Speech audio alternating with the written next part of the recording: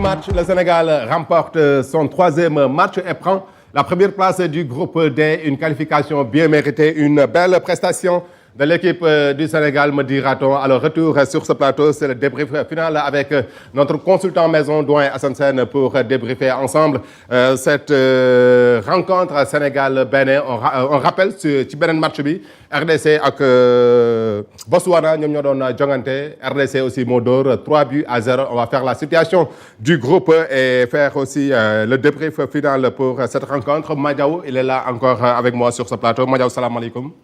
nuyu naa la am encore di la jaajëfal ci ngoon bi ci li nga xamante ne tey dundandoo nañ ko ci match bu am solo bi Sénégal Bénin donc yi ci feeñ bari na ci ay surprise xam naa après Père dinañu ci ñëwal mais vraiment match la boo xamante ni xaw nañ dund tuuti un peu difficulté ci ni ñu ko doon dundee ci match yu weesu xëy na après Père dina ci ñëw waaye ci wàllu attaque bi ak li nga xamante ni mooy milieu terrain bi dama lay bàyyi après boo dugalee Père ba pare ñëw ci. Super, comme je le dis très souvent, nous ne sommes pas des voix autorisées parce que bu ñuy wax football ba toog ak suñu ay doyen dañuy noppi poser ay questions. bu ko defee ñoom ñu génn seen ay xam-xam baaxee ñu ko ñu nuy téléspectateurs yi aussi des cœurs ak seen ay commentaires ci prestation bu équipe bu Sénégal. En attendant, je me tourne vers doyen Assane Sène. Ñoo seetaanandoo match bi du début jusqu'à la fin. Sénégal qui bat l'équipe du Bénin par 3-0 et prend la première place du groupe. Yan analyse nga ciy def doyen Assane Sène. Écoute, le Sénégal, on peut dire qu'il a fait le job. Waaw, il se devait de faire fexe ba ñu jox ko cër, respecter hiérarchie, confirmer statut. Donc j'avais dit au départ que qualifié nañ ba pare. Donc mais li ci am mooy wax dëgg yàlla góorgóorlu ba yow cër bi nga moom ñu jox la ko.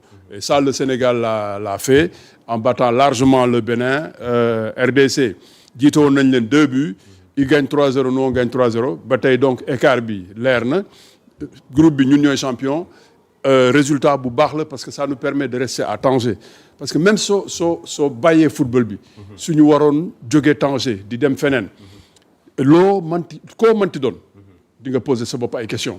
di nga wax lan moo xew est-ce que man fañ ma féetaloon maa ngi fa ba tey est-ce que statut de favori bi maa ngi koy téye ba tey loolu yëpp. da lay andil ay questionnement yoo xam ne mun na andi jiixi jaaxa mais nii di nga dem ak xel bu dal di nga tranquille et wax dëgg yàlla suñu xuusee ci biir match bi Pape Thiaw je pense que ku am chance la. parce que am na ay ku am chance la parce que am na ay normalement ay équations yu mu waroon résoudre tourné na équipe bi tey pour am ñu muy xool ay faits de jeu tax nañu ba la mu waroon gis na ko parce que.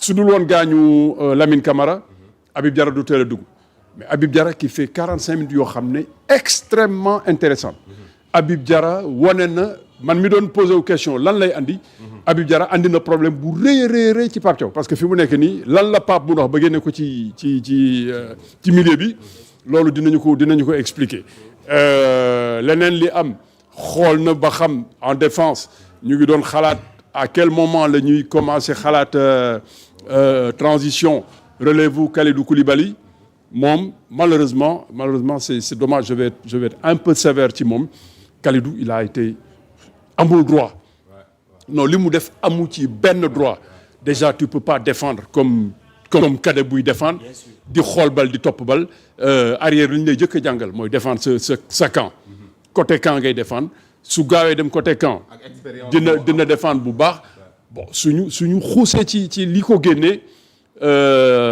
Ablaye Seck c'est vrai qu'il marque un but mais liñ ko doon doyee muy gagner ay duels aériens face à Mounié il a perdu trop de duels et su ngeen delluwaatee ba xoolaat match bi action bi génnee Kalidou Koulibaly moom moo dem jaayu ji fële rond central ñàkk duel bi ubbi suñu défense ba Kalidou xaw ma pour quelle raison mu def faute bu mel noonu donc loolu yëpp ay jàngat la yoo xam ne Pape mun na ko am Ibrahima Mbaye amatuñu luñ ciy jàngat moom ba tey la mu mun saa yu duggee andi na ko ba andi sax un dernier but boo xam ne vraiment vitesse sama kiyam. mais lu gis ni chaque instant. bu duggee. ni muy changé match bi. Ibrahima Mbaye. match bi ni mu koy transformé. mais loolu mooy li baax. Mbaye loolu moom tant que mën na ko am. nañ ko denc au frais.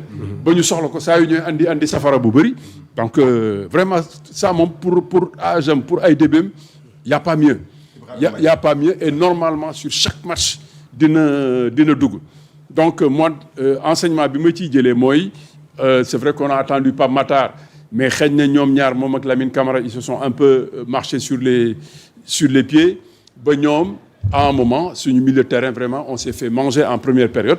loolu ñoom il faut ñu dem xooli jiwaat vidéo yi ba xam ñoom ñaar lan moo tax ci moment boobu mënuñu fexe contester. bon Habib Diarra bi mu dugg see mais foofu Iliman Ndiaye père di am retard tuuti ci bal bi muy téye. waaw ci paas yi parce que fi mu koy yoree li nga xam ne Habib andi na ko muy projection bu gaaw am ku la jege Iliman régulièrement il était obligé de garder la balle dem provoquer ji vis-à-vis am. arbitre bi sax moo gentil mais waa ji war na mun a am ñaari yoon carton jaune chaque fois def na différence bi mais malheureusement day garder balle bi trop. ba tax na.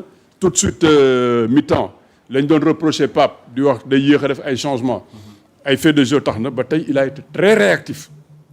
à la mi-temps tout de suite comme Lamine Camara gaañu na day génn. Habib ñëw il s'est dit ci kanam aussi manqué na tuuti deret manqué na vitesse Ibrahima Mbaye du ma xaar ba suba léegi laa koy andi. la preuve première balam arbitre bi si c'est un bon arbitre arrière central bi day jël carton jaune. et chaque fois qu'il peut dem na et bon. Habib ci pendant CAN bi yëpp li ñu gisul benn milieu def ko gëdd gars yi andi percussion ci këru entrejeu bi. première balam am na ko ba seeti ji but boo xam ne but de classe mondiale.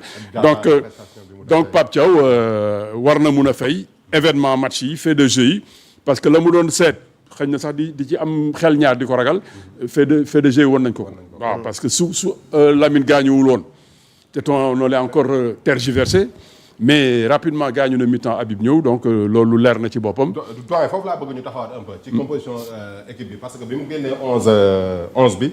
ñu ngi doon poser la question à savoir le milieu de terrain sénégalais parce que tey coach Pape Thiaw dafa ñëw avec un système 4-3-3. donc ñu gis Pape Matar Sarr. ak Lamine Camara plus Gana. mais première mi-temps bi bu ñu ci taxawee Pape Matar Sarr presque inexistant ñun ñëpp on se posait la question mais Pape Matar Sarr anamu ndax moo ngi ci terrain bi d'après vous c'est dû à quoi lan moo tax ba. ni ñu leen doon xaaree ñoom ñaar foogoon que ne bu ñu leen boolee Pape Matar ak Lamine Camara dina joxe dara mais première mi-temps bi on a vu que le milieu de terrain sénégalais a été quand même un peu noyé. mais c'est dû au fait que ñoom ñaar ñëpp.